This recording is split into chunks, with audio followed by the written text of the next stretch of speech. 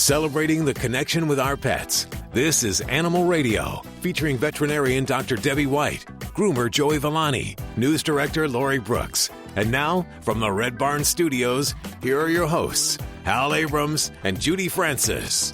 And welcome.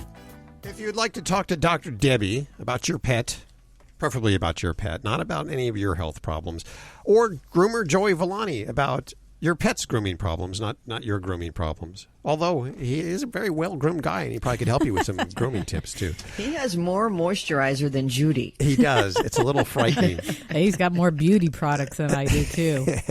And he takes longer in the bathroom. I know. Of course, you can also ask your questions from the free Animal Radio app for iPhone and Android. And on today's show, we're going to have this lady who's working for a company called Trusted House Sitters, trustedhousesitters.com. You may remember a couple of weeks back, we talked to a young lady who's traveling the world. She hasn't paid rent in 3 years. What she does is she goes from place to place across Europe, pet sitting, and she's like on vacation at the same time that she's taking care of pets. She had a special website that she went to learn about all the places that she could go. Mm-hmm. And I believe this is the website? Yes, it is. It's one that it not only can you find people that are looking for people to come into their homes and watch the pet, but you can actually list your home and your pet and have somebody come and watch them. I noticed you follow this up pretty fast, Judy, like you're looking to travel perhaps. Perhaps. I think this is a great idea. I mean, you just be responsible for your flight over there and be able to stay in someone's home for a few months at a time. I think that would just be awesome. Okay, so we're going to find out what it's all about and how you can get involved doing this yourself. It works all around the world. This is mainly in the UK, but I found someone that was looking for a pet sitter 10 miles from my home. Really? Yes. Oh, okay. So that's on the way here in just a few minutes right here on Animal Radio. Lori, what are you working on over there in the newsroom? Right now, I am looking at the website to get my trusted house sitter because having 3 dogs and a cat, that might be my solution. But besides that, I have information from a new study that goes beyond just the typical, pets are good for you. Pets are good for you, but exactly what they do, so wonderful that you might want to get a pet for a neighbor who doesn't have one. That's on the way. Hi, who's this? Hi, it's Glenn. Hi, Glenn. How are you doing? I'm good. Where are you calling from? California. Big state. Where? San Diego. You are on with Dr. Debbie. Hi, Doctor. I have a Hey, how are you doing today? Good. What can I help you with? It's kind of weird. My dog is rubbing his bottom on the ground. Oh. Just kind of pushing along every now and then. It's just weird. And it's kind of a movement. Perhaps you've maybe seen that on television programs, on comedy channels, things like that, where they're dragging their behind. Well, sort of, yeah. Okay. And what kind of dog is he? It's a Shih Tzu. Shih Tzu. And what's the baby's name? His name is Tucker. Tucker. All right. And has Tucker done this very long? Is this something new for him? Something he just started. Okay. Do you keep him clipped? Is he a groomed dog, or do you have him in full hair coat? He's actually trimmed pretty short, surprisingly. Okay. And is there anything that when he's doing this, does he show any anxiety? Does he try to turn around, chew his behind, anything like that? Yeah, a little bit, exactly. Okay. And you didn't mention how old he is. How old is he? He's 10. 10? So you've had him for a good spell then, huh? Yeah, I haven't seen him do this before. Is there any kind of discharge, any color that you're seeing, any blood, anything unusual down on the floor area when he's actually doing that scooching? Not that I've noticed. Well, the first thing that really comes to... for? Yeah, that's definitely something to look. And, one of the first things I would do is step up behind him, and if he permits this, is I would kind of lift up that tail area and look right at his butt. As unpleasant as that sounds, we want to look there because... around a dog's anal area, they do have some glands, and they're scent glands. And basically they're the same type of gland that any carnivore would have. So a skunk has glands that stink, and so do dogs, and so do cats. And they're located right around the anal area, and they're located right about, I'd say, about the 4 o'clock and about the 7 o'clock area. If you look at the behind as a clock, when you're looking at the target, and you're looking there, you want to look off to either side. If you see any redness, any swelling, or any kind of open sore, that is something that would give us a clear indication that we have an anal gland problem and potentially an infection. Now, some dogs with anal gland issues, they're a gland that doesn't really do much of anything. They're really just pretty much a scent gland. And, when dogs scoot like that, they're trying to relieve the itch.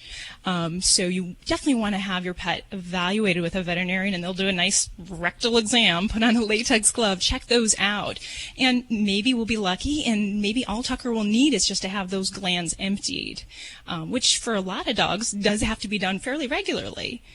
Some groomers do that as a maintenance type thing. So that's why I was kind of asking you before if you took them to get them groomed, because a lot of that maintenance work many groomers are very comfortable doing. It's possible because we've just stopped taking him in on a regular basis. So maybe that's what the deal is. Oh, yeah, because if they've been doing that successfully and we're not keeping that up, then definitely that could play a role. It's probably now, if something he's I never really thought about doing myself. No, and I've had many clients ask me, is this something I can learn to do? Can you teach me? And I've had a few people that have the heart and the will to try, and it can be done. It's just, I don't know. I'm a pet owner myself, and it's not something I like to look at my dog children and say, come here, let me take care of that for you. It's sometimes, I think, something a professional, it's best to not have that breakdown in your relationship there. Right. I think I'm going to take him in. Yeah. Now, if he does have an actual infection or an abscess, those can be kind of interesting to deal with, because in many cases they actually have to be flushed out, be on antibiotics. Sometimes pets need those drained. So it would be something definitely I'd get on right away, so we can find out if it's something on the milder end or something a little bit more serious that we have to address. Well, picture me lifting up my dog by his tail. And there's definitely some other things that will cause dogs to scoot besides those anal glands. So that's probably the most common reason that we'll see dogs dragging their behind across a carpet, tile. I've seen them across cement. But other things can also be potentially parasites. There are some types of worms, particularly tapeworms, that can cause some itchiness in the butt areas. And as well as some dogs that have allergies, food allergies or seasonal allergies will tend to have itchiness. It isn't always just on the butt area. They tend to have that in... Yeah, it could be fleas, too. I know he's really allergic to fleas, and we just had a bad bout, and I finally got him taken care of, so maybe that was it, too. Yeah, and that's where sometimes, skin, the rear end is just as much skin as anywhere else. So if you are having a problem with a skin disease, whether it be a flea problem or an allergy problem, the dog as a whole. So, yeah, we definitely want to make sure we don't focus in just on that butt. Okay. Well, thanks, Debbie. Okay, well, thanks for calling. I appreciate it. It sounds like any way you cut it, you have to go to the vet on that one. Is that correct? Yeah, and for most pet owners, checking those glands, you're treading into unfamiliar water, so you really want to see a professional for that. Judy used to do that for a living. Well, she used to do it at a vet's office. When I had to, that was part of the grooming when I bathed the dogs and clipped their nails, and you eliminate their anal glands. Not a pleasant thing to do. Huh? No, many a gagging going on. You have to have quite a constitution to be able to do that. Yes. Okay, so leave it to the professionals. Hi, Sherry. How you doing? I'm doing great. Thank you. Where are you calling from? I'm calling from Tennessee. What's on your mind today? What it is, my sister, she has a puppy, probably about 2.5 years old, and he's been outside. He's a house dog, but he got outside and he got some fleas, so they bought some really expensive shampoos, this, that, and the other, to get rid of the fleas, they thought. Well, they did, but now he's got, like, his skin is very sensitive or something. I don't know, but he's itching and scratching. What kind of dog do you have? Oh, it's a Shih Tzu.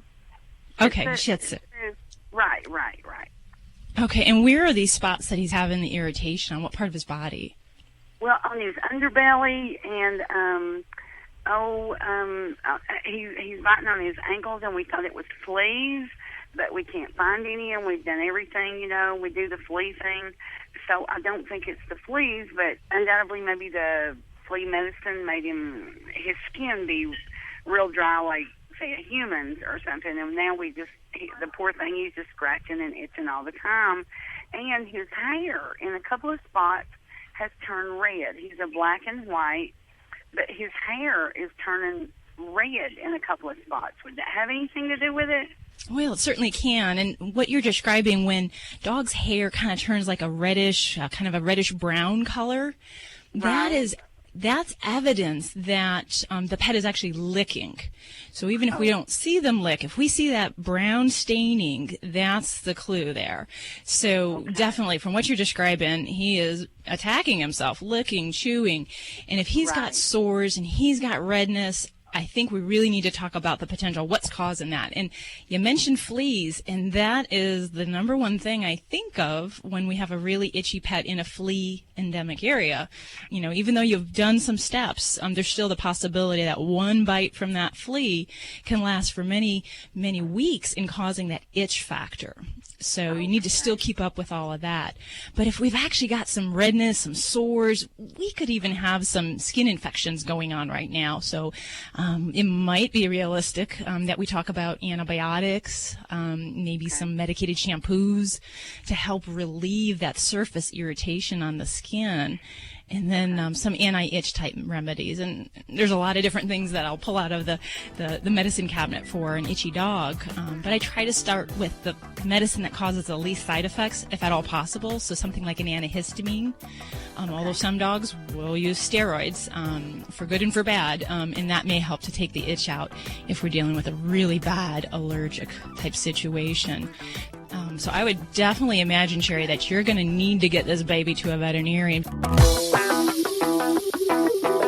Hey, don't forget, you can get your fix of Animal Radio anytime you want with the Animal Radio app for iPhone and Android. Download it now. It's made possible by Fear Free Pets, taking the pet out of petrified. Visit them at fearfreehappyhomes.com. This is Animal Radio, baby.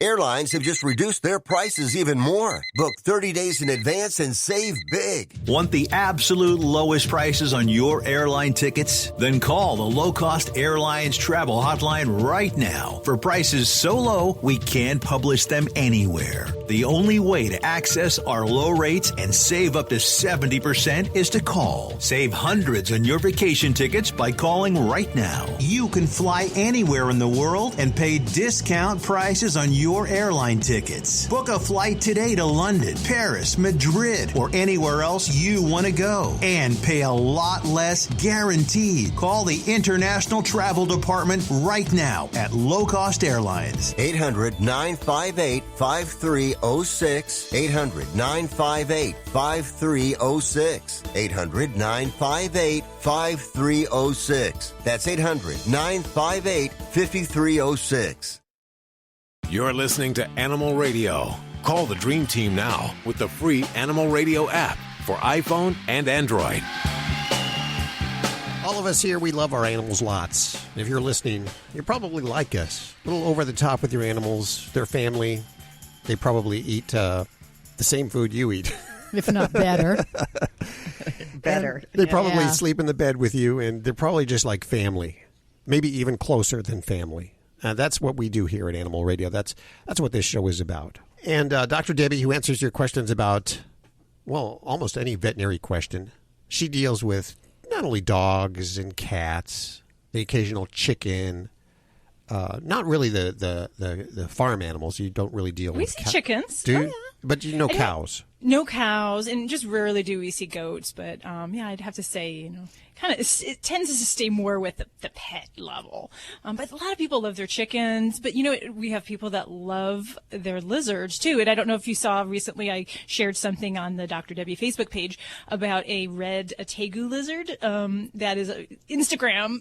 Just smash. Tegu? I've never heard about it. It was huge. What? Yeah. He's about the size of like a Cocker Spaniel. If you really? Are you like kidding that. me? Yeah. Oh my gosh. No. And this I think his name is MacGyver. Right. That was this one. MacGyver. Yeah. Yes. Yeah. And so he is like, they have him sleeping on them. He's like dressed up. He's just very doted upon, and he's quite the sensation on Instagram. But yeah, if you check it out, it's really cool. But we actually have a tegu in my office today. Is it that big? And he's about 4 pounds, so not quite as big as that guy, but he's still a good hefty lizard. When you're talking about, it's kind of like a big salmon almost. What's wrong with this lizard? Oh, he had the unfortunate issue where his hemipenis. So these kind of lizards have like 2 penises, and it got stuck out. And it's been stuck out. Jeez, Laura. I saw Hal smiling through the glass in his studio. Well, it's the 2 penis thing. Anytime I get to say penis, and then there's 2 of them. Yes. But poor guy, yes, his little goods were stuck outside of his body, and they started to get dried out, and he had some problems with like a little plug inside there, which was kind of blocking things up. So, the sad truth is we had to do surgery on him, and you know what we did? Removed one. Yeah, we took off the one that was prolapsed. So we basically amputated one side of his hemipenis, and so hopefully eliminate the problem, the infection, and all that potential. And they kind of want to retain him for breeding, so we still kind of left him that opportunity if that's a possibility for him. So why did the benefits of having something 2? Genetic though? That would. Oh, sorry. So many questions, so little time. Go ahead, Lauren. How does it happen? I was wondering if that was a genetic trait in these tegu lizards. Well, actually sometimes we can see problems with vitamin A deficiencies. That can be a part of it. But, the honest truth is sometimes it's the lack of breeding. So they actually can get a seminal plug. So if they're breeding, then things aren't backing up, if you will. So actually using him for breeding might not be a bad idea to help prevent this in the other side. Now, why do they have 2? Kind of like Mother Nature, you got one kidney in case, it gets taken away when you're in Vegas and you're out on the strip. You got another one that you can still use. It just gives you that opportunity to survive with a better chance down the road. Oh, there you go. Well, you see them all. And did you have any training in vet school for this, or is this something that you just went to YouTube to look at a video to figure out how to? No, really, Hal. We do, as veterinarians, we learn more, though, at school than we do on YouTube. So I don't encourage anybody to do things that they learn off of YouTube there, especially not medical related.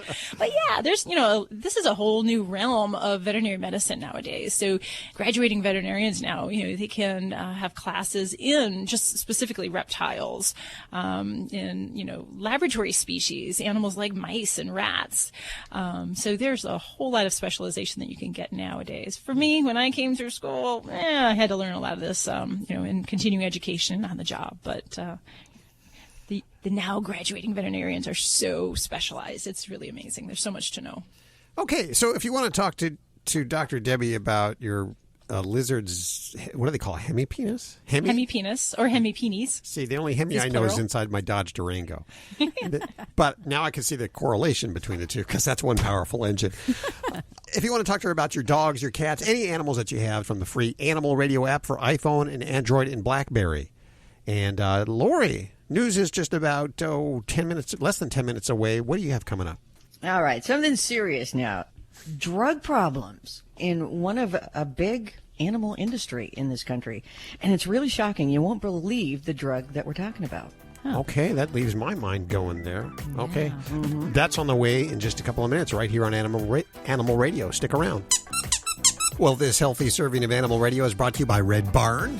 That, of course, is your dog's favorite treat company.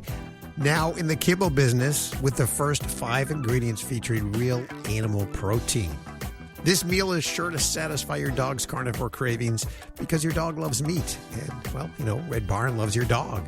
Visit redbarn.com and use the promo code ANIMALRADIO for 10% off your purchase. That's redbarn.com with the promo code ANIMALRADIO. And thanks, Red Barn, for underwriting Animal Radio. Dogs or cats, horse or emu, animals are people too. The British luxury goods firm Burberry has threatened legal action against a company making garments using its trademark check pattern for ferrets. The trouble started when Ferret World began selling a fur-lined ferret hat and cape in what was advertised as the famous Burberry design. The ad also said it would give your ferret that out-of-town look. Burberry wasn't amused and sent letters to Ferret World demanding a sample of the fabric, the names of all the purchasers, and a promised to never sell anything Burberry for a ferret again. Simon Bishop, the owner of Ferret World, agreed to take any mention of Burberry off his website, but he also added that Burberry should get a life. I'm Britt Savage for Animal Radio. Animals are people too. Animal Radio.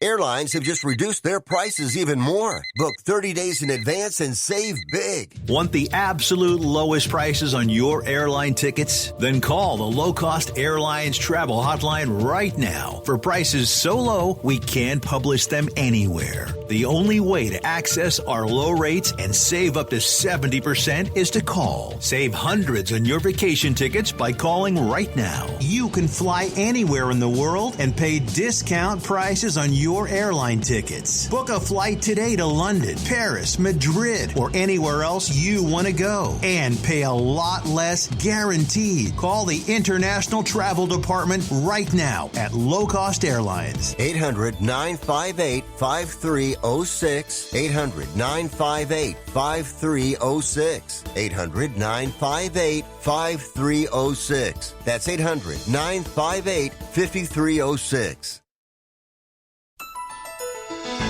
This is an Animal Radio News Update brought to you by Fear Free. Fear Free takes the pet out of petrified and puts the treat into treatment. To learn more and find a certified Fear Free veterinary professional near you, visit fearfreepets.com. I'm Lori Brooks. A new study confirms that pet owners have stronger neighborhood social connections than non-pet owners. And we usually like them better, too, don't we? It also says that pet owners are consistently more likely to report greater social benefits in their neighborhood, like helpfulness, friendliness, and a trust feeling between their neighbors. And I love this quote from the lead researcher of this study. Dr. Lisa Wood said, "The notion that pets facilitate the glue that holds society together, or social capital, goes beyond now the more commonly investigated role of pets as just a social icebreaker." Isn't that true? They're giving them, just a bigger, greater role now. They say that this study was the very first of its kind to examine the social capital effect of pets in 2 different countries, being the U.S. and Australia. Well, there is a really sad and big problem of drugs in dog racing. The dogs are testing positive for drugs, namely cocaine. Jeez. Really? Wow. I paused there because I knew no one expected that. Nope. Florida, yes, requires a urine drug test for any dog that wins a race. And they recently came across this one dog, a Greyhound, of course, that had tested positive 6 times for cocaine this year alone. So apparently their testing program wasn't enough of a deterrent. And that dog, whose name was Flicka, would turn out to be one of 12 Greyhounds just in Florida that tested positive for cocaine over a 4-month period this year. Now, amazingly, this is just outrageous. It was the same trainer who handled all of those doped dogs. And despite all of those failed drug tests, the trainer continued to work with animals at racetracks until just last month, when state regulators at last filed an emergency order that suspended his license. Greyhound advocates and experts say Florida's cocaine-fueled dogs just spotlight how far some will go to squeeze money wherever they can from dog racing. And the reason is because dog racing is on the downslide. At the industry's peak in the early 1990s, around $300 billion a year was bet on dog races back then. Well, today, that is down more than 70%. So it is really just disappearing. Thanks very much, but also thanks mostly to complaints and reports about inhumane and cruel animal treatment at dog tracks. If you didn't know, 40 states now outlaw greyhound racing, and of the 19 greyhound tracks that are still operating in America, 12 of those are located in Florida. With these greyhound races, it's funny that there's still 10 states that allow it. You would think by now we're turning into such a humane country. So I think we are. And then then you still have states that allow it. I'm surprised Florida. It baffles me. Really, Florida of all the states, that baffles you? Well, it does, because Florida seems like a hip state. A lot going on in the state of Florida, and not that I'm not going to mention any other states where I would expect it, but it wouldn't be there, and I don't know why. It's just a Joey Villani thing, I guess. The state made a ton of money, like. Oh, God, I can't even remember the figure, so I'm not going to try and guess again. But their state tax revenue from dog racing is now down, in just like the past 15 years, like 85%. So it's a huge number. So maybe they're just trying to hang on to the money they get. But still, it's a high price to pay. I'm Lori Brooks. You can get more breaking animal news anytime at animalradio.com. This has been an Animal Radio News Update brought to you by Fear Free. The veterinarian isn't typically thought of as your pet's favorite place to go. With Fear Free, that all changes. To learn more and find a certified Fear Free veterinary professional near you, visit fearfreepets.com. This is Glenn Close on Animal Radio, and remember how very, very important it is to spay or neuter your pet if you don't intend it for breeding. It would take a lot of unwanted animals out of our... No, that's terrible. Okay, start again. Okay. Let's see. This is Glenn Close on Animal Planet. It's Animal Radio. What? Animal Radio. Okay, sorry. This is Glenn Close on Animal Radio, urging you to spay or neuter your pet.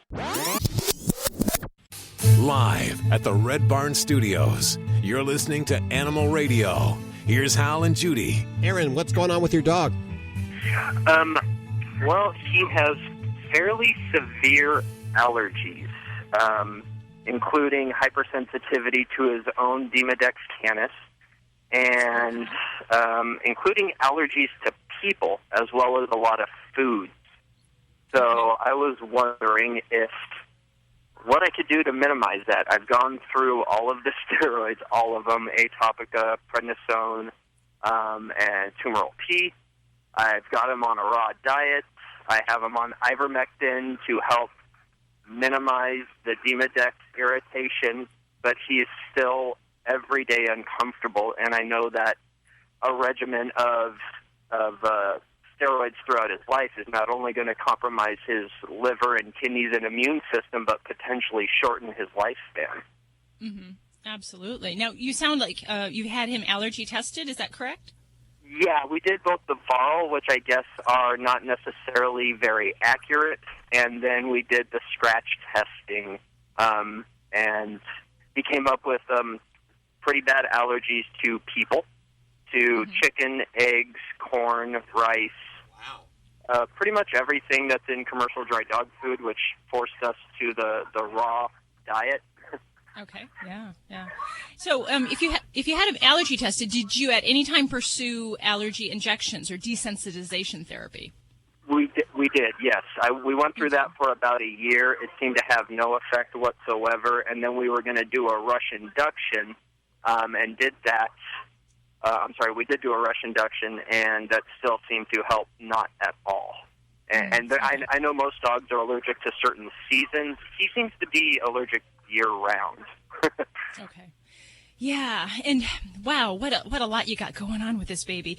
I mean, the real problem that we have is that when we attack a lot of these allergy issues with the immunosuppressants, the prednisone, the cyclosporine, things like the Demodex kind of come to the surface, and truly, we are hesitant to try to use anything really potent on the allergies till we can clear the Demodex, and that can take a long time. Some dogs, we don't clear it, and it's a constant battle with that. So for me, when I hear of a pet that we're dealing with allergies that's having an active Demodex outbreak, that's where I try to focus a lot of my efforts. That and any other concurrent infections, bacteria infections, yeast infections, and try to address those things and to address that as much as we can, and then say, okay, let's regroup and then look at things like steroids or cyclosporine, because it's actually the use of things like steroids indiscriminately a lot of times with these allergy patients that they give relief, but they can set up the pet to break with these mites, the Demodex mites. So that's probably the best avenue that I could say to go to try to get a handle on things. And then if it is a year-round issue, then gosh, yeah, the diet would be a huge focus on how I would try to address that. And definitely a lot of the blood allergy testing for food allergies is not always very useful. So we usually try to do more of the elimination diet. So things like raw are fine, but there's still things in raw food that can be an allergen. So I'm not sure what therapies you've tried, but whether we go with a hydrolyzed protein or even a novel protein diet where we're trying to eliminate and only pick a few ingredients and keeping it really pure, if you will. That's how I like to go after the food allergy component with the year-round issues. And then making sure fleas are under control. Got to keep those fleas under control as well if that's an issue for your area. It's not. He was in Las Vegas, and actually, unfortunately, now he's in Arizona at a foster home for the time being. But we did do the elimination diet. We did that for about 2 years with the journal, and we have him on a minimal amount of ingredients, which seem to be okay. Yeah, I don't know. This is one I'm just thinking my head against the wall a little bit. Yeah, and it will be, in his situation, I would be realistic in that this is going to be a lifelong battle, that a lot of times looking for the inexpensive or the end of the road is probably not likely going to be there, because he's always going to have issues, and you're going to have to modify that, especially as you move from one locale to another with him. And I recently had someone move from Michigan to Las Vegas, and they said, oh, we did all the allergy testing in Michigan, and you know what, we know he's allergic to things. And I said, well, after you're in a new environment, there are different allergens, and some may be a greater component than others. So retesting when there is a move and potentially going on another allergy therapy might be another thought to consider as well. You're listening to Animal Radio. Call the Dream Team now with the free Animal Radio app for iPhone and Android. Hi, this is Carrie Annie Naba from Dance with the Stars. Don't forget to spay and neuter your animals, and you're listening to Animal Radio.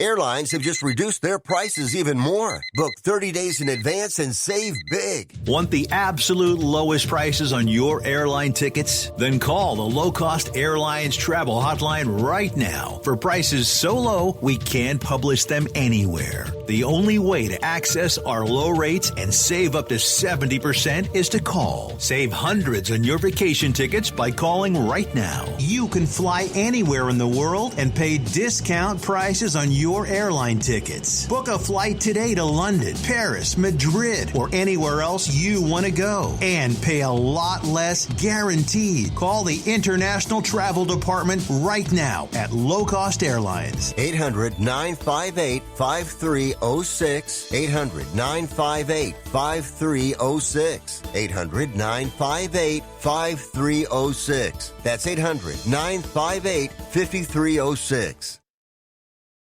You're listening to Animal Radio. If you missed any part of today's show, visit us at animalradio.com or download the Animal Radio app for iPhone and Android.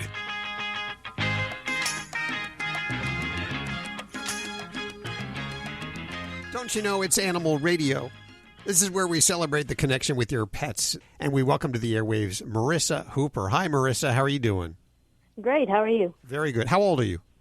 I'm 21. I didn't get slapped that time. I asked the question around here, and I usually get slapped. You're in school now, aren't you? Yes, sir, I am. Are you in college? Yes, sir. I go to Sam Houston State in Huntsville, Texas. And what are you studying to be? I'd like to be an orthodontist. Oh, that's a worthwhile job. Well, thank you. It pays well, I hear. Yes, sir. It takes. Oh, please don't call me sir. That's my dad. Oh man. So Marissa, you did something kind of neat. It's gone viral on the internet. I'm going to actually let you tell listeners what you did. One day my sister and I were sitting on the couch at home and looking around at all the pictures, and we wondered if our parents looked at all the pictures and all the memoirs of us when we were gone or we were away at school, and we started to wonder, how closely they actually paid attention. So I actually took it a step further and started recreating some of the family pictures by dressing up my dog to look just like the family in the pictures, to see if my mom would notice. So you made the dog, and this is a 2-pound Chihuahua. Is it a Chihuahua? Yes, it is. You dressed up the dog to look exactly or very similar to the pictures. Correct. So there was, for instance, there's a picture, and I think it's of you graduating. And yes, the high school. Mm-hmm. And you're in your gown, and you've actually taken the gown and put it on the Chihuahua with the what do they call that little hat there? It's a graduation cap made out of some cardstock paper, and her robe is a hand towel from the kitchen. And I know this is radio. I'm going to hold up the picture to the microphone so people can see this, but you look fairly identical except for the faces. One is obviously a Chihuahua. And so you put that back on the fridge or wherever it was, right? It was in a picture frame. Uh-huh. Oh, so you just swapped them out. And then there's another picture, I believe, of you as a little girl.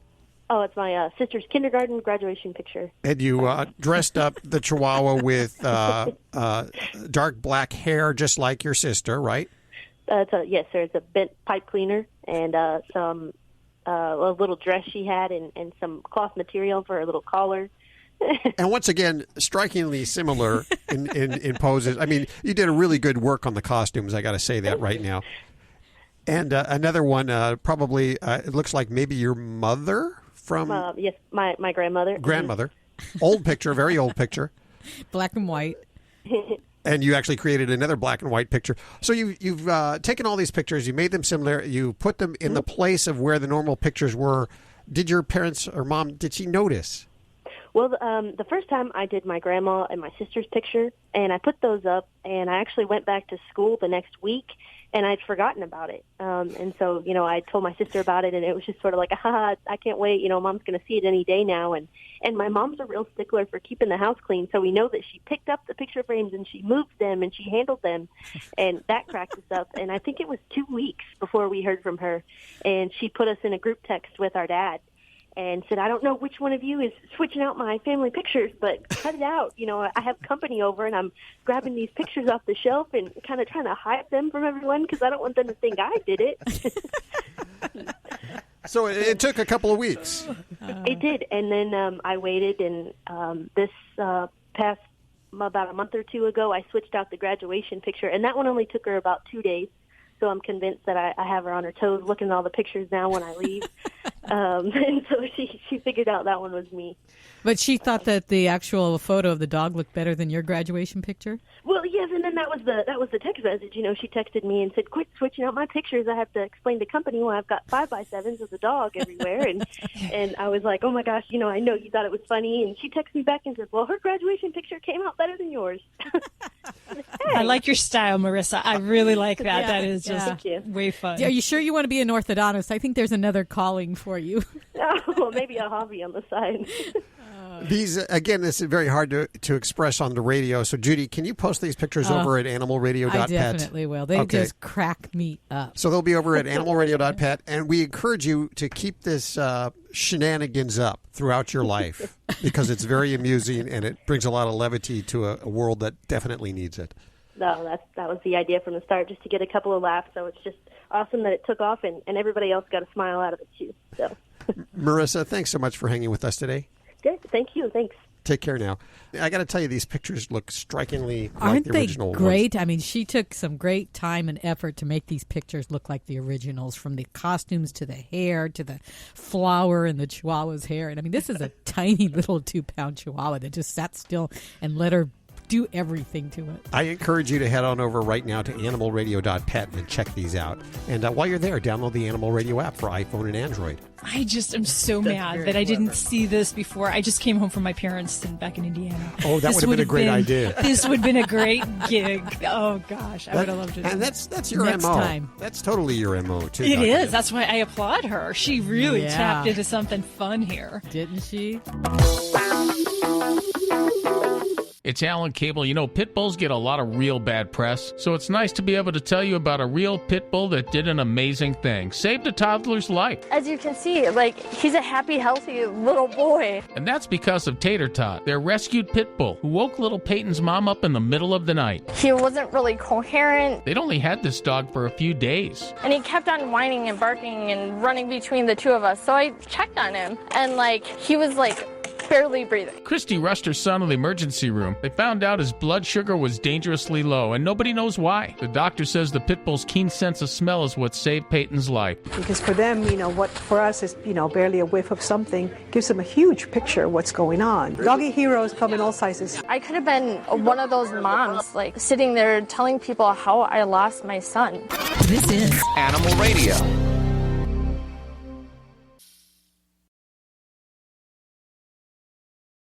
Start your dog's daily dental routine with Red Barn's new dental treats, Chewables.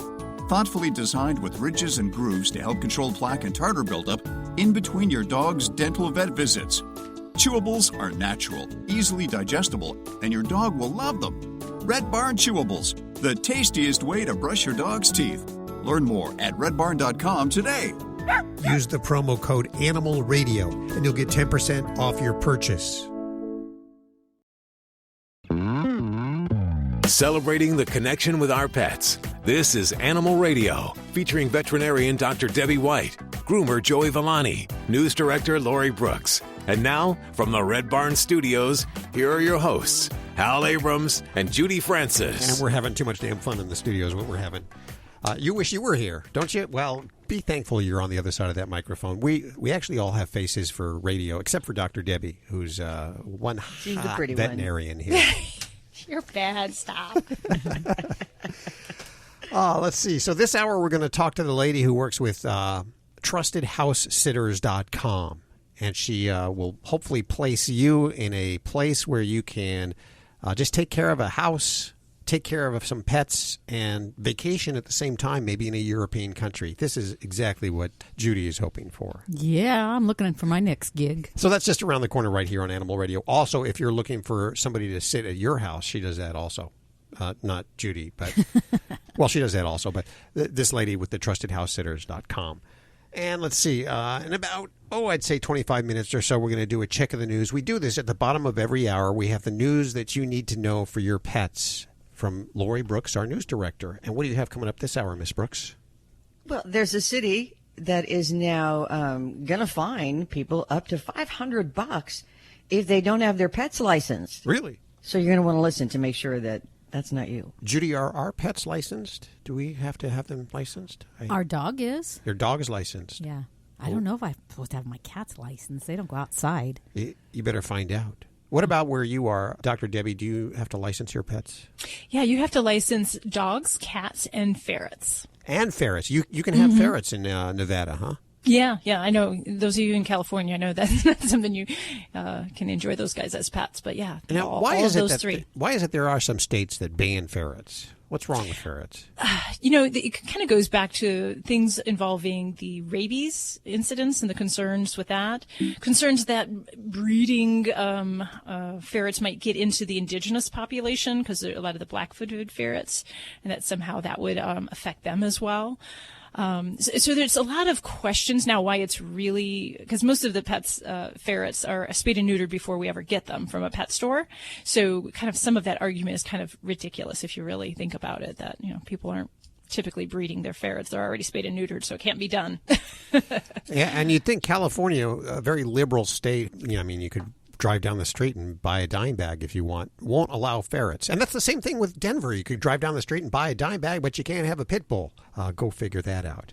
But you have them in Nevada. You really have anything there. Well, sadly so. Yeah. Now I don't personally have, but yeah, there are certainly people who have like the big cats, exotic birds, all sorts of things. I can't say what was the weirdest thing we had come in recently, we had some of those capybaras. Oh yeah, do a lot of people have those now? It seems like they're becoming popular with some of the exotic pet stores. It really does. And those are like the oversized rodents, is what they are. Way oversized, yeah, like large dog size. yeah. Lori, what are you working on for news this hour? I'm still shocked over Dr. Debbie saying exotic pet stores. Do they have those really? Yeah. You can go. I mean, I don't treat monkeys, but there are stores that sell monkeys as well. In Vegas? Mm-hmm. Skunks, yeah. Wow. I haven't seen anything like that. That's weird. Maybe it's just it's a little bit controversial, when you start to get into some of these species that, should we really be keeping them as pets? And then what happens when people can't take care of them any longer? What's the support structure? Where do you turn in your exotic pet if you're moving or you can't take care of them anymore, or if it has health problems? So that's a big thing. And I think, it's something for communities to really kind of debate and decide if that's really the wisest thing to do or not. Have you ever had monkeys come in there? Yeah. In my office, we really don't see primates just because of some of the diseases that can cross over, hepatitis and so forth. So we don't typically see those here. But we'll occasionally get like some of the, we've seen servals that have been picked up by animal control and things like that. So, sorry, I was so shocked about exotic animal stores. We're going to talk about the states that have the fattest cats and the fattest dogs, but I guess the proper terminology is obese. No, they're just fat. There's like some statistic, and Dr. Debbie would know this, that like over 60% of our pets are overweight. And, we think it's cute sometimes. We look at them, they're so cute and everything. But what are some of the problems, the sicknesses, the diseases that these overweight animals can get? No, really, the same things that people get when they struggle with weight issues: diabetes, joint disease, pancreatitis. And shortened lifespans in general, because they'll often have other problems, liver disease. So really the whole host of things that we can see. Heart disease, gosh, I can think of just about any system of the body where obesity affects it. And a lot of people say, oh, but my pet's happy. Yeah, they're happy to eat, but wouldn't they rather enjoy more years in your household than just rolling around on the couch? So those flabby tabbies and those chubby pups, you got to keep them lean. Amen. True that. Okay, let's go to the phones to reach out to Dr. Debbie right now, and we go to Sheila. Hi, Sheila. Hi, how you doing? Doing good. Where are you calling from today? I'm calling from Spring Lake, North Carolina. North Carolina. Is that near Fayetteville? Yes, it is. Yes, okay. It is, about 10 miles. Well, so what's going on with the animals? We've got a feral cat and abandoned cat issue. They're neglected, they're abused, they're not taken care of, and I've sort of taken it upon myself to correct it. I totally believe in the trap, neuter, return, but it's very expensive. I cannot afford the traps, and I cannot afford to have them spayed or neutered.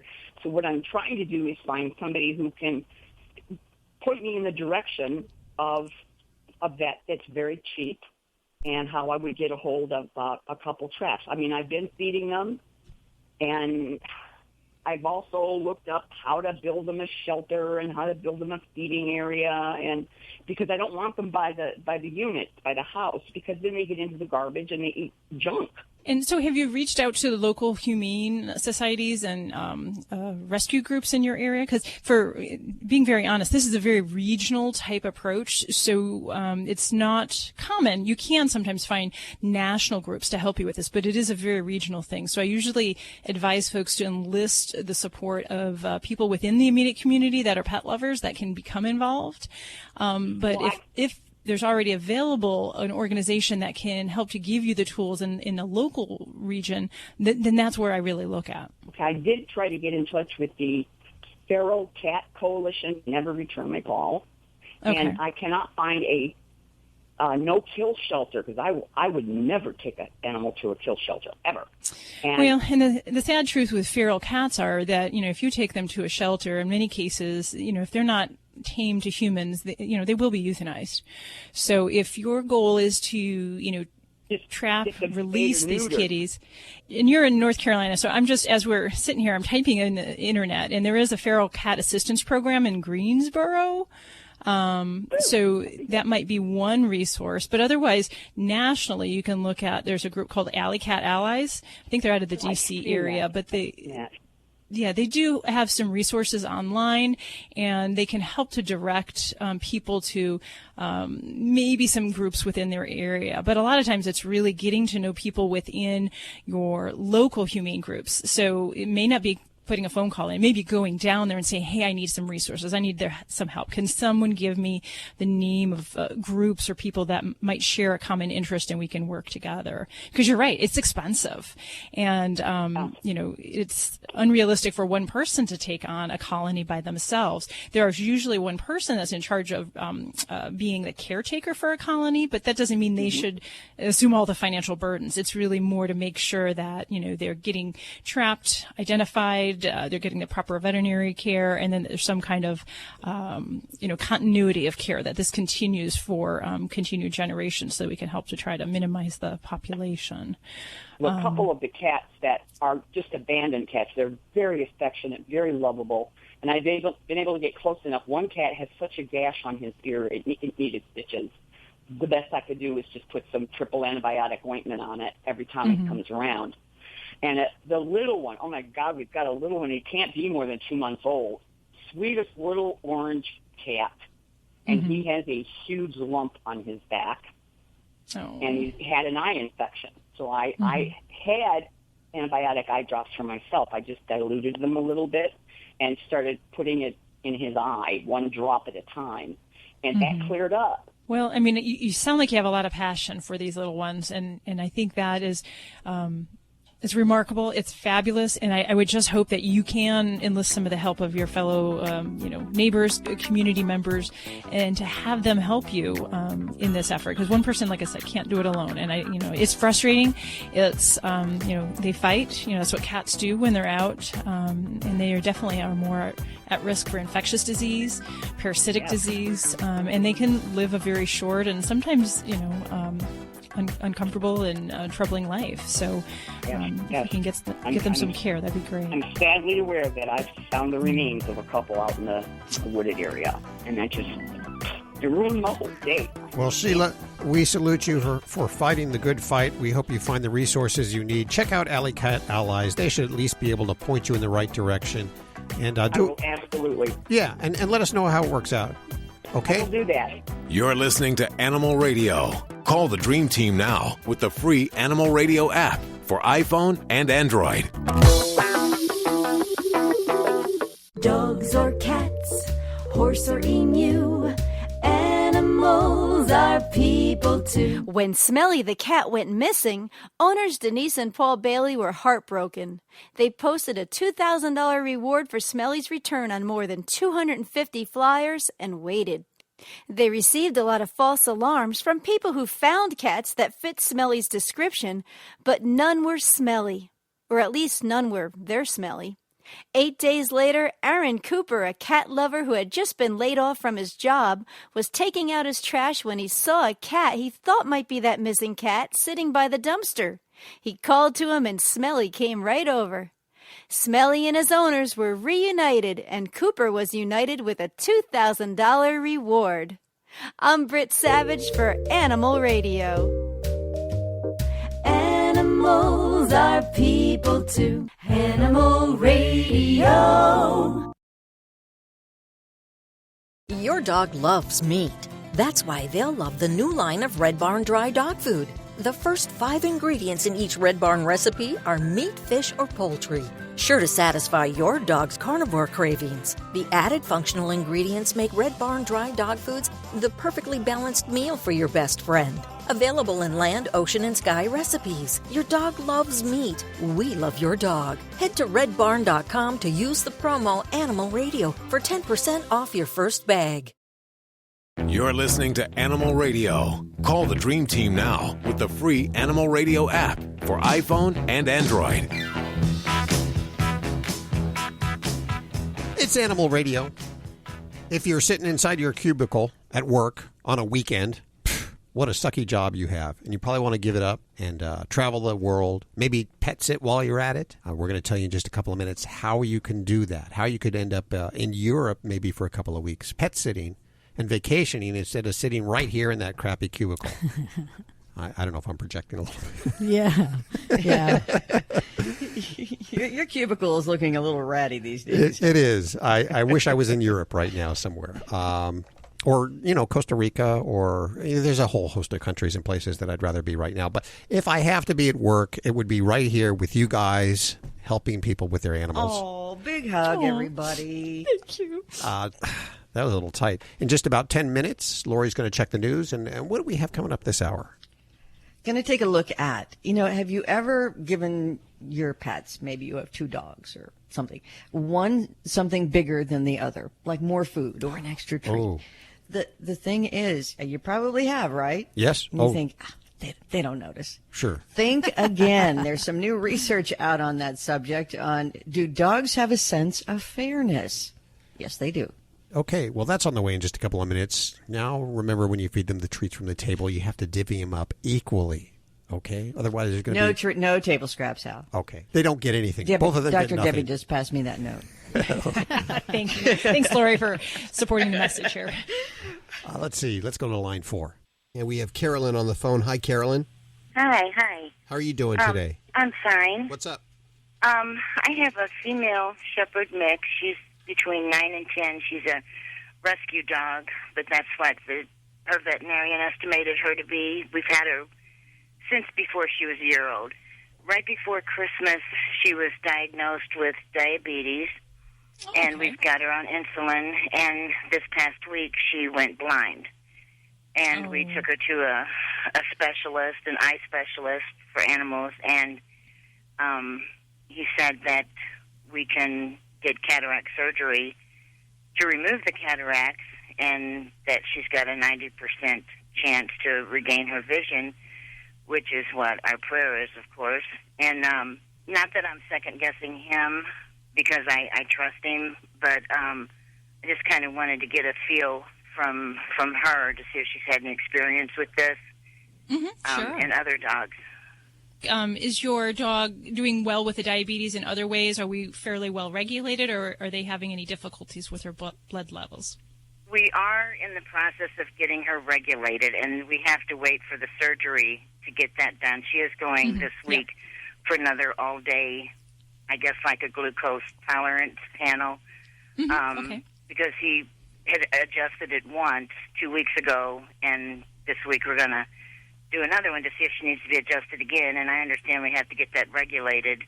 She's on 7 units twice a day right now, which the eye specialist said that's kind of low.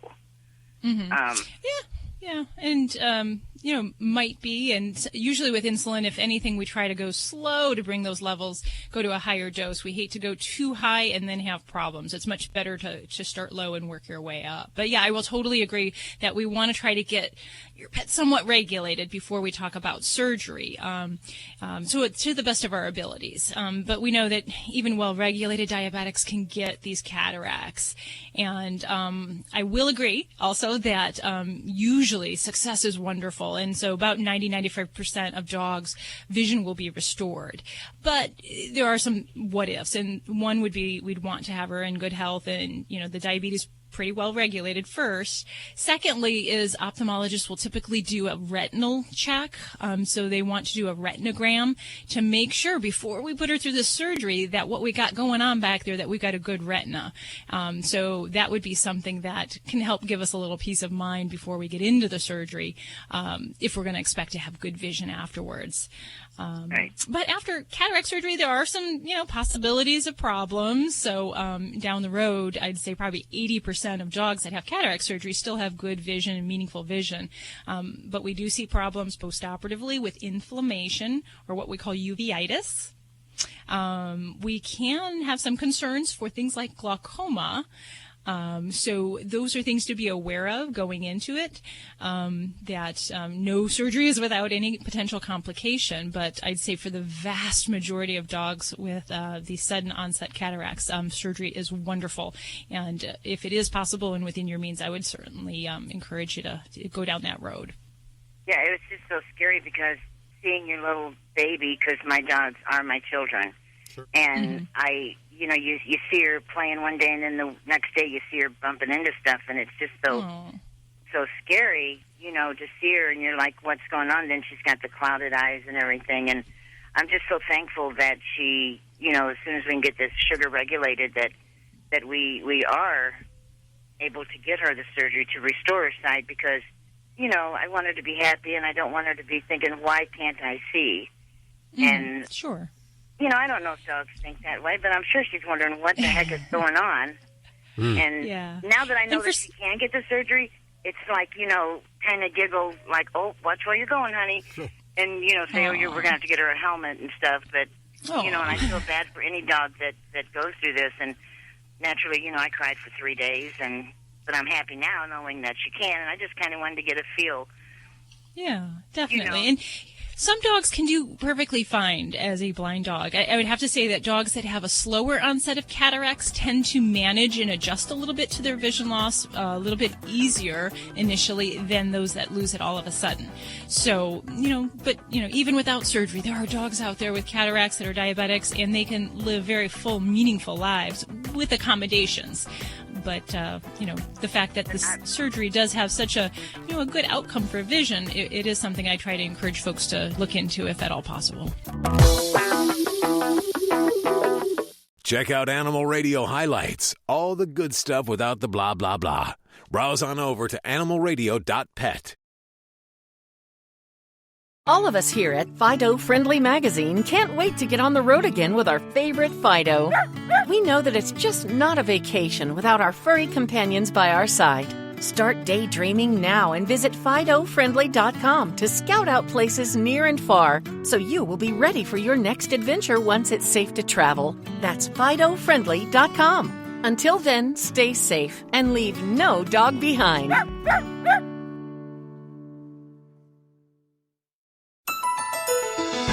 This is an Animal Radio News Update brought to you by Fear Free. Fear Free takes the pet out of petrified and puts the treat into treatment. To learn more and find a certified Fear Free veterinary professional near you, visit fearfreepets.com.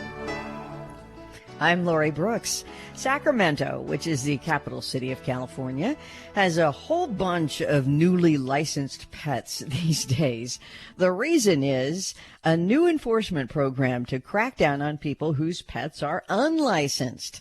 Now, those who fail to comply will be hit with fines of up to $500.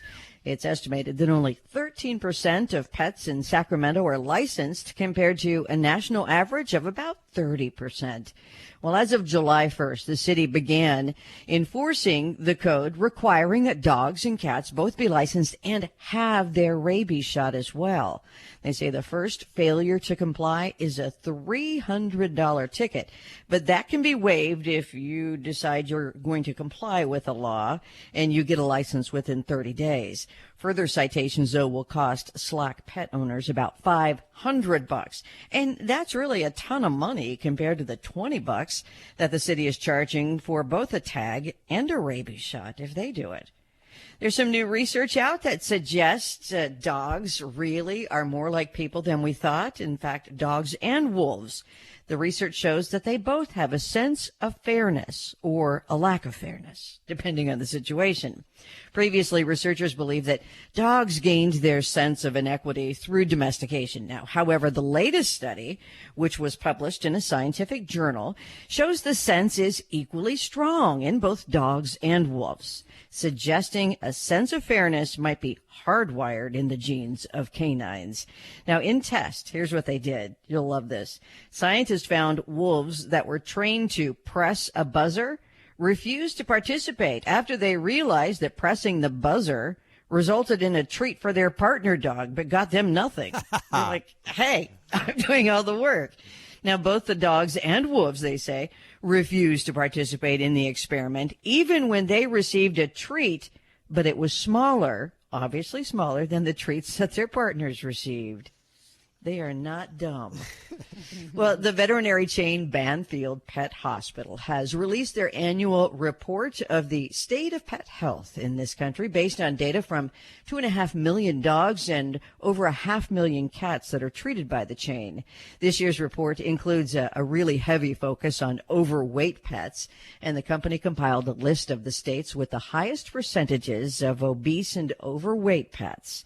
Now, the 10 states with the highest percentage of overweight dogs is Minnesota with 41%. That's outrageous. Nebraska is at number 2, according to Banfield. Then Michigan, Idaho, Nevada had 36% and rounds out the top 5 states with the fattest dogs. New Mexico is at number 6 on the list, followed by Washington, then Utah, Indiana, and Oregon coming in at number 10. Now, the top 10 states with the fattest cats. I see people chewing their nails for their paws. It's a little different, but Minnesota tops that list as well, followed by Nebraska, Iowa, Idaho, and Delaware, number 5 on the list for fat cats. Michigan is number 6. Nevada enters the picture at number 7, then Kansas, Utah at number 9, and New Mexico in 10th place. In the United States overall, it's estimated that 1/3 of the cats and 30% of dogs seen by the Banfield clinics were unhealthily heavy. But those findings still, are a lot lower than the figures that are cited by the Association for Pet Obesity Prevention, because they estimate that about 60% of cats and 54% of dogs in America are overweight or obese. And you're thinking, states with the most overweight people might also have the most overweight pets. I was thinking that makes that. sense, right? Yeah. You'd be wrong, though, because statistics show that 4 states that are among the top 6 when it comes to the highest rates for human obesity, those states include Louisiana, Alabama, Arkansas, and Mississippi. Those are 4 of the 6. Which were in the bottom 6 when it came to overweight pets. Heavier people, thinner pets. Doesn't make sense, does it? No, it doesn't. Something to think about or chew on. I'm Lori Brooks. Get more breaking animal news anytime at animalradio.com. This has been an Animal Radio News Update brought to you by Fear Free. The veterinarian isn't typically thought of as your pet's favorite place to go. With Fear Free, that all changes. To learn more and find a certified Fear Free veterinary professional near you, visit fearfreepets.com. Hi, Lisa. Hi, Hal. How are you doing? I'm good. How are you doing? Good. What's going on with your animals? Well, my little dog has really bad breath. Little dog has bad breath. So what kind of dog? Bad breath. He's a little Chihuahua, Karen Terrier mix. Oh, okay. And, Chihuahua, though. And how old is he? She will be 3 years old this month. Okay. All righty. So, well, I'll tell you, the bad breath. We talk about doggy breath. And there's 3 top things that I think of when I have someone who's talking about bad breath in their dogs. Okay. First one is dental disease. Okay. Second one is dental disease. And, really? Okay. And the third one is dental disease. I'm writing all 3 down too. Yes. Well, and it's just a known fact. By 2 years of age, over 75% of dogs and cats already have some degree of dental disease present. Yeah. Okay. And we may not always see it. It may not be something that's jumping out at us, but it is there. And the reason is really because the teeth there's above the gum line and below the gum line. And only 40% of the tooth is above the gum line, what you can see. Okay. So that means that there is processes going on underneath the gum line. So we have bacterial film, we get plaque buildup, and then we get this, more mineralized tartar with time. Okay. So, especially in a Chihuahua, because they do have a lot of typical dental problems. So at that age, I would certainly be talking about doing a dental cleaning. Okay. And it's more than just, if there's not a lot of tartar, there's other stuff we do. So we do full oral charting, and that means we're basically going to kind of probe under the gum lines. We're going to look for pockets along the teeth, which can indicate periodontal disease, and a lot of times we'll get odor from bacteria down in those pockets. So that's an important thing. And also, the veterinarian will check and make sure that tonsils look good, that there's no masses or anything like that. That could be also be contributing to the odor. Okay. And I do make jests, saying everything's due to dental disease, but the other types of things that can cause bad breath tend to be more medical in nature. So we might be looking at, GI disease, gastric reflux. We might have something like diabetes or kidney disease, sinus infections, things like that. So those in a younger dog we might think a little less of, and I definitely would focus my radar on the dental health. Okay. My friend recommended giving my dog greenies. What do you think? Well, I think that's something that we can use to go along with complete oral care, but it is not a replacement for dental cleanings or for, other types of home care. So once I do have a dog that's had his teeth cleaned, then I definitely do follow up with whatever we can do at home to help him stay clean and also to keep, the bacteria and the Does odor that from include developing. like brushing teeth? Absolutely. And the best thing that can be done for home care is teeth brushing. That's the best thing. And we want to do that every couple days because the soft kind of plaque will become mineralized within about 3 days if we don't dislodge it. So Can we get real just for just a second? Do you do that with Boss? You know what? I do have a toothbrush, and we do brush his teeth, but the frequency of which is not what I recommend. Okay. So Just checking. It's my husband's job. I will say that. Okay. He's the one supposed to be doing that. So, but yes, that's the best thing you can do. But there are some other great home care products. Some through your veterinarian, and then some might be over the counter. And your veterinarian will have products that have ingredients like chlorhexidine, which is a antimicrobial solution that you can apply to the gums, and it helps to decrease the odor and the bacteria in the mouth, and can help to keep that plaque from building up. So there's a lot of different forms for that. Also, some of the oral products that contain zinc can be used for bad breath, and it basically is because zinc interferes with the bacterial proliferation, so it therefore helps with the odor associated with dental disease. So those kind of things, and you can certainly talk to your veterinarian about some great products out there. There's MaxiGuard gel. There's the CHX or CET line through the veterinarian. But if you need help kind of going through the over-the-counter type products, you can go to a very useful website. It's the Veterinary Oral Health Council website, and it's the www.vohc.org. And you can look at products, and those go through some of the things like you mentioned, greenies, some different dental diets, some chews, and the ones that have actually been shown by veterinary dentists to be of some use. And I say some use. So again, we want to use that along with home brushing and other things. Okay. Well, a lot of answers there, Lisa. Thank you so much for your call. Thank you. You're listening to Animal Radio. Call the Dream Team now with the free Animal Radio app for iPhone and Android.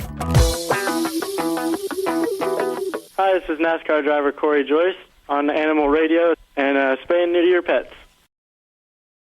Okay, yes, so puppy pads are convenient, but sometimes they're really gross. That's why Ladybug, the Animal Radio Studio stunt dog, uses the Brilliant Pad self-cleaning puppy pad. It seals away the waste and replaces the dirty pad for us. Brilliant Pad keeps the Animal Radio Studios smelling fresh. In fact, all we have to do is replace the roll once every few weeks. And let me tell you, that's pretty fast and easy to do. I love it, and Ladybug gives it 5 paws up. You can learn more about this amazing machine over at brilliantpad.com. You're listening to Animal Radio.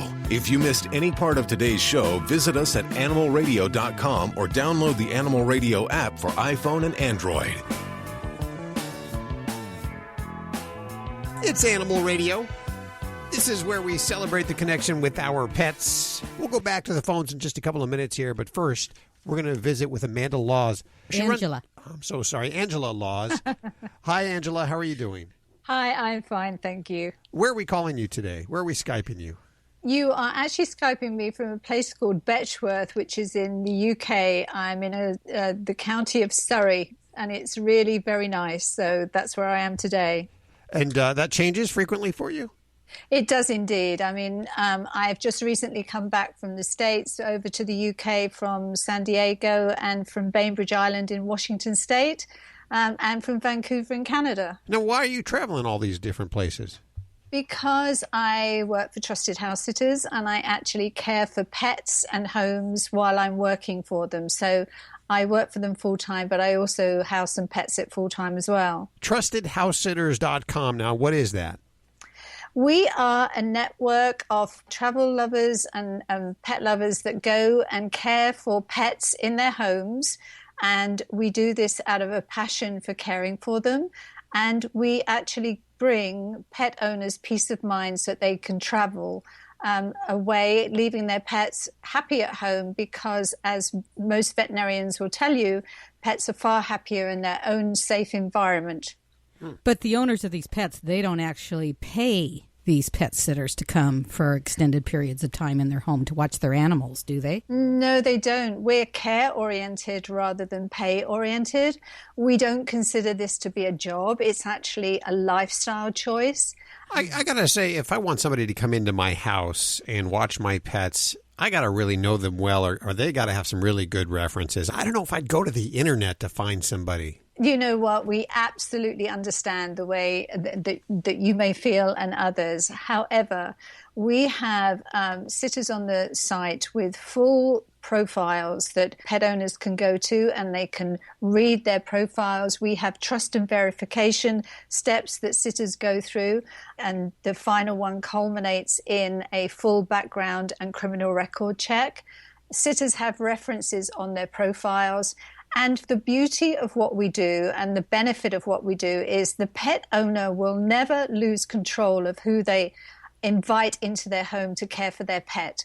From the moment that they choose a sitter that applies to them, they do their own due diligence, the same as you would anybody that was coming into your home. I had sitters for my home in Canada that came from New Zealand, and they were going to look after my home for 3 months. And by the time they arrived, after Skyping with them, after emailing with them, after checking their references, I knew more about them than I did my neighbors who I'd been living next door to for 5 years. Wow. So if I wanted to do this, if I wanted to sit somebody's pet and visit a foreign country, how would I do that? Would I just go to the site and sign up? You come to the site, you can register for free and search the site before joining. We are a membership-based network, and so we have a membership fee that you pay. It's $119, and for that it's an annual membership, and you get access to house and pet sits anywhere in the world. Now, what about the opposite end? What if I'm a homeowner and I'm looking for somebody? Am I checked out that I'm on the up and up? I don't have a criminal record? The homeowners come to the site and they put all of their personal details in when they register, so that we have obviously all of their, as I say, their personal details as well. Is a criminal background done on me when I list my home? No, there isn't. It's up to the two parties involved to actually do that due diligence for themselves. The homeowners also pay the $119 fee. They pay the $119 as well, and for that they get 24-hour membership support, experienced sitters who have done this as well as working for the company. But it's going to be up to me to do the criminal background check. This is nothing you guys do. No, we do that on sitters. As I say, they go through the 3 verification steps, culminating in the full background and criminal record check. And so the owners actually can see that on their profile. And is that included in the $119 that I pay? Okay. If you're a sitter and you come to the site, 2 steps of the verification are included in that $119. The third step is done by a third party. It's not done by Trusted House Sitters, and there is a cost attached to that. Approximately how much do you think that is? $60. Well, it seems very intriguing. I mean, it seems like a great way to visit the world as well as take care of some great pets as you're doing it and not really have to pay for hotels or anything like that. that is the beauty of it. I mean, staying in a hotel can be incredibly insular. I mean, it's impersonal and it's crowded very often. Would you rather have a one room where you've got to, put do not disturb so somebody doesn't get you up in the morning, or would you rather sit in the luxury of a complete home with a pet for company and go out walking and, discovering different parts of a place that you wouldn't have gone to otherwise? Angela, thank you so much for spending time with us today. I will put links to everything that you've heard on today's show over at animalradio.pet. And if you decide to partake, let us know. Give us a call and let us know how it went for you. And Angela, thank you so much for your time today. You're welcome. Well, it's time for all of us to head our separate ways, except me and the dogs. We're going to go out for a walk right now. Dr. Debbie, you're going to take that lizard out for a walk? No, he's on rest right now. He's recovering from his surgery, so... I can't get over that. But anyway, if you missed any part of the show, especially the story about that, what kind of lizard is it? A tegu. The tegu lizard. You can always listen again over at animalradio.pet or download the Animal Radio app for iPhone, Android, and BlackBerry. Just a great app to have, by the way, especially if there's a recall of food. You'll know right away because you'll get notified right on your smartphone. Have yourself a great week. We'll see you next week for more Animal Radio right here. Bye-bye. Bye. See you next week. Stay cool. This is Animal Radio Network.